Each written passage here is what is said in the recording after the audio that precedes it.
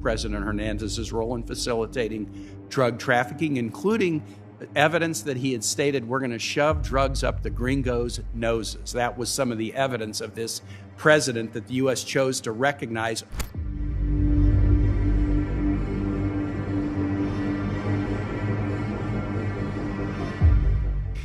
In the 2017 presidential elections in Honduras, there were huge irregularities. We want the OAS to be strong and be willing to call out problems throughout the region. We celebrate what the OAS has been willing to do, for example, with respect to Venezuela. But after the Honduran presidential election, the OAS called out the irregularities and said they were so severe that the recommendation from the OAS was that the election needed to be repeated so that those irregularities could be cured. The United States wants the OAS to be strong, but in that instance, the previous administration undercut the OAS. The OAS said the elections need to be rerun. I and other members of the committee came out in support of the OAS position. But the previous administration said, no, we're going to go ahead and recognize the new government anyway. And they recognized the reelection of President Hernandez because he had done a variety of things that the administration liked. After we recognized the reelection over the recommendation of the OAS, President Hernandez terminated a transparency initiative that was a global transparency initiative that he had embraced with some strong PR sense in his first term.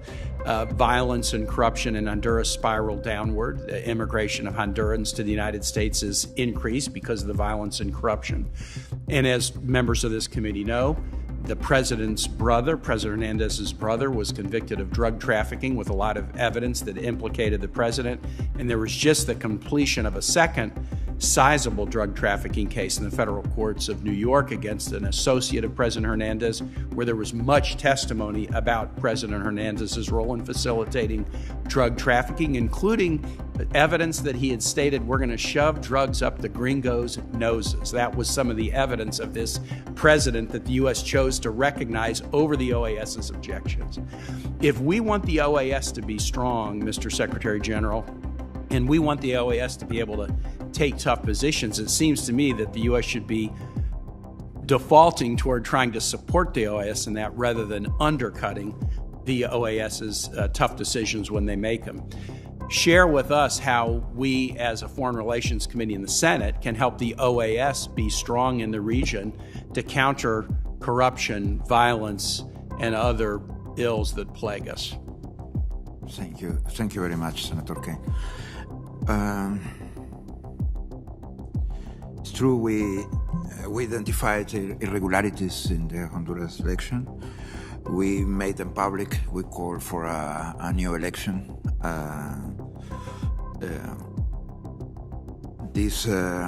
After 15 days, let's say, about 2 weeks later, started the recognitions of the new government of the government of Honduras, of the re-election of President Hernandez.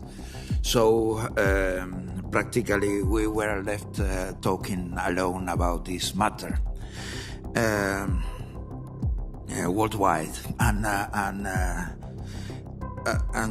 definitely that we paid a huge toll, because after that the mission of to fight corruption was not renewed, and of course we had to pick up our things. And Mr. Secretary General, when you say we paid a huge toll, we paid a huge price, you mean the OAS paid a huge price. The Honduran people paid a great price. The United States paid a great price by, not striking against an authoritarian, and now we're dealing with a crisis at the border that's driven by intense violence and corruption in a country. And so if we don't act to support organizations like the OAS, we will end up seeing things that we're not happy with. I agree with you, because bad practices have to be eradicated from the very beginning, and the Honduras political system paid a huge price.